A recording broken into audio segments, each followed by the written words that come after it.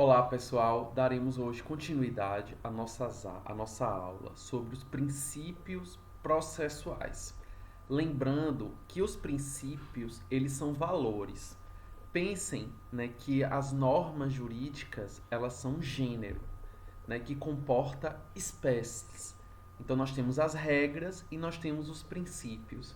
Então, levando em consideração que os princípios são valores, a gente tem que perceber que eles devem ser ponderados no momento que no momento que é interpretado uma situação, no momento que é interpretado uma norma jurídica.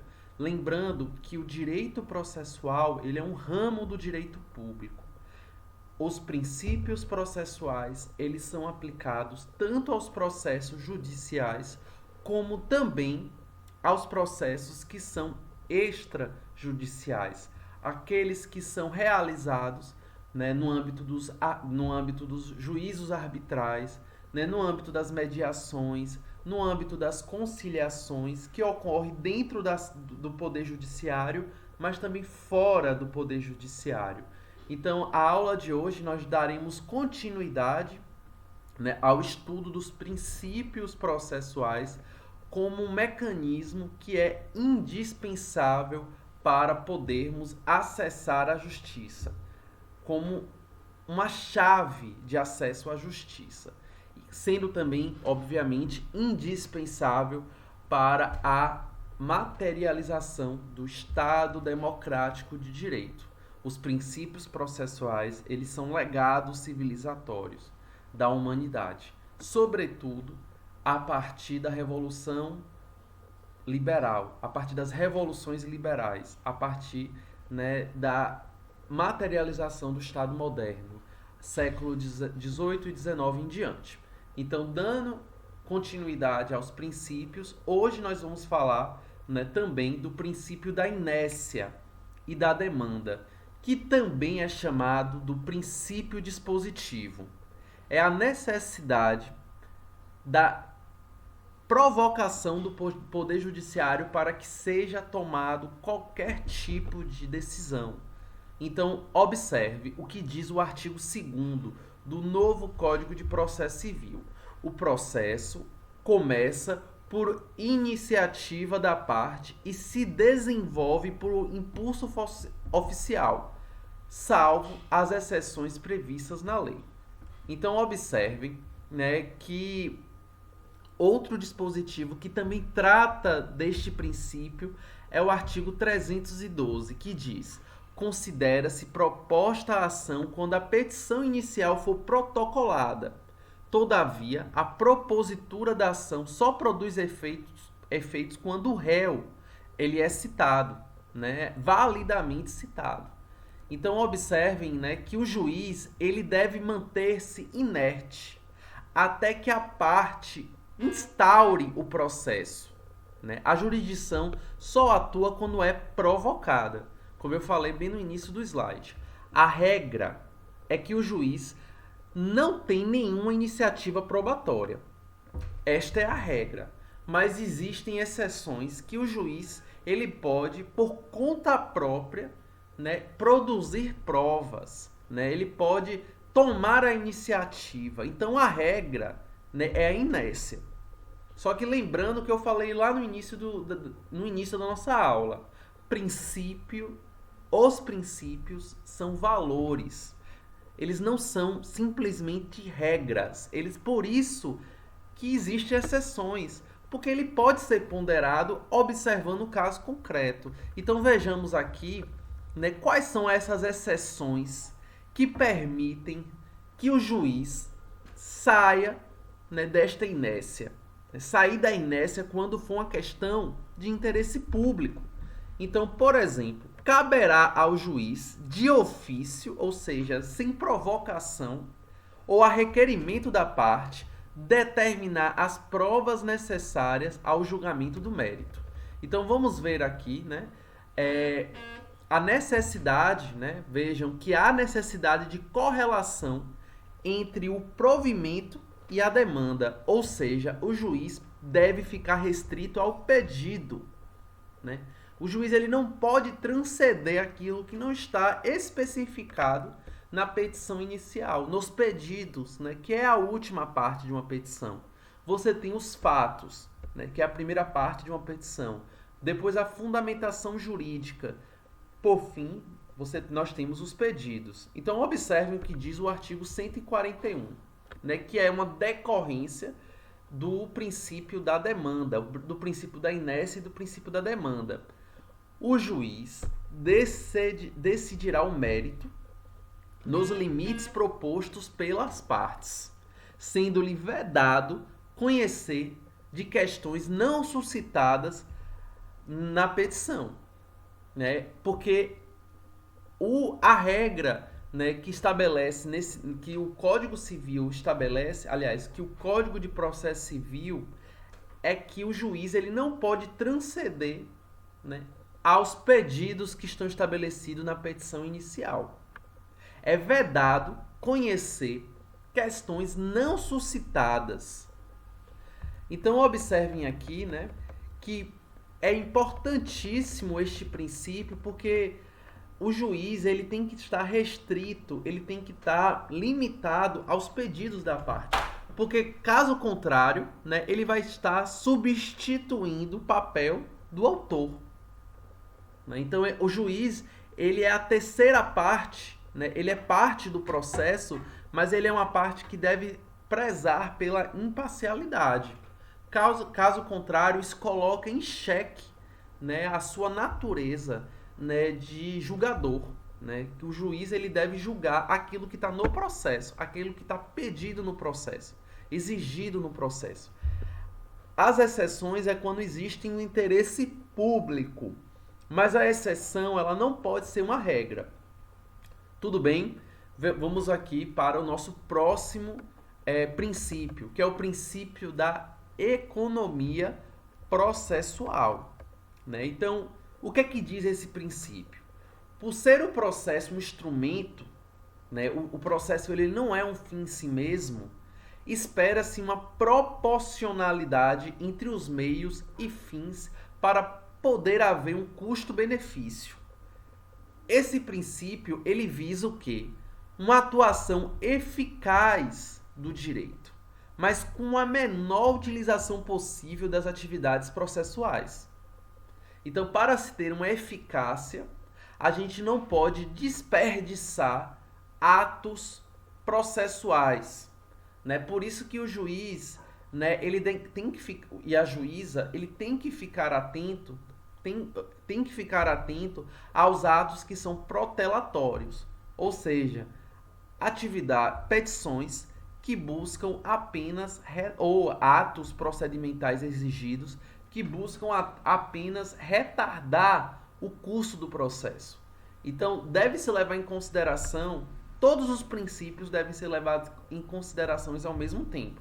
Nós estamos falando de um sistema de normas, né? Um sistema normativo, um sistema de justiça, sendo o princípio da economia processual também importante, igualmente importante, para que nós possamos acessar a justiça, para que haja o acesso à justiça. Então, né, cabe aqui, vejamos o que diz o artigo 58. A reunião de processos quando há uma conexão. Ou seja, se existem processos, se há processos que versam sobre causas, que versam sobre situações próximas, ou praticamente a mesma causa de pedir, a mesma razão, né, que une esses processos. Então, olha o que diz o artigo 58. A reunião das ações propostas em separado fará-se no juízo provento, onde serão decididas simultaneamente. Então, por exemplo, uma parte entrou com ação, né, de guarda. Outra parte também entrou com ação de guarda, ou seja, o genitor e a genitora. É o mesmo pedido, né? Aliás, envolve a mesma situação. O que pode acontecer aqui? A reunião, né, dos processos. Vai haver o quê? Os processos eles vão ser julgados de forma conjunta e não separadamente, porque nós temos a mesma razão de existir, ou seja, a guarda de um menor, a guarda de uma pessoa que tem menos de 18 anos, né? De uma criança ou de um adolescente. Então não é razoável que este processo ele seja julgado separadamente. Então, nós temos aí um exemplo clássico, né, do princípio da economia processual, né? Vejamos um terceiro princípio da nossa aula, que é o princípio da publicidade. Este princípio ele também decorre dos princípios da administração pública, né? Os princípios da administração pública também atravessam a administração pública, que é composta pelo Poder Judiciário. Então, nós temos como princípios da administração pública a legalidade, a moralidade, a eficiência, a publicidade. Então, vejam, aqui eu citei 4, mas são 5 princípios. Então, esses são os princípios que devem permear a administração pública. Então, o que diz a publicidade? A publicidade dos atos processuais assegura a aplicação correta da justiça, né? Ele tem exceções, mas em regra, os atos processuais eles devem ser publicizados, não devem ser restritos, exceto naqueles casos que versam sobre segredo de justiça, direito de família, né, que aí não tem necessidade, esse princípio ele não deve preponderar. Então, a publicidade efetiva, ela influencia o controle das decisões, sendo um instrumento muito eficaz na garantia da motivação das decisões. O que significa que os magistrados eles terão mais cuidado ao imprimir, ao realizar, ao decidir uma causa. Então, se a população ela podem acompanhar, né, os atos do Poder Judiciário, que ocorre dentro do Poder Judiciário, certamente, né, os servidores do Poder Judiciário vão ter mais cautela, né, ao decidir alguma causa, ao atuar em um determinado litígio, né? Então, é fundamental para o Estado democrático de direito, para o acesso à justiça, que os atos sejam públicos, né? O respeito ao princípio da publicidade. Vocês podem entrar no site do Tribunal de Justiça, consultar qualquer processo, exceto aqueles que correm em segredo de justiça. Então, vocês podem lá consultar no Projude, né, que é o software do Tribunal de Justiça de Goiás, o PJE, né, que é usado, por exemplo, aqui na Bahia, no Tribunal de Justiça da Bahia. Então, nós temos exceções, né? Nós temos, como eu falei, princípios são valores, não são regras, né? Eles são ponderados. O princípio ele é um mandamento de otimização. Ele não é aplicado por subsunção. Então, observem aqui o que diz a Constituição Federal, a nossa lei maior, né? O que consagra os nossos direitos fundamentais. Artigo 5º, inciso 60. A lei só poderá restringir a publicidade dos atos processuais quando há defesa da intimidade ou interesse social exigirem, né? Então, eu restringo o acesso às informações de um determinado processo. Quando é que eu faço isso? Quando há um interesse social ou quando nós temos, neste caso, né, a prevalência, né, da intimidade, né?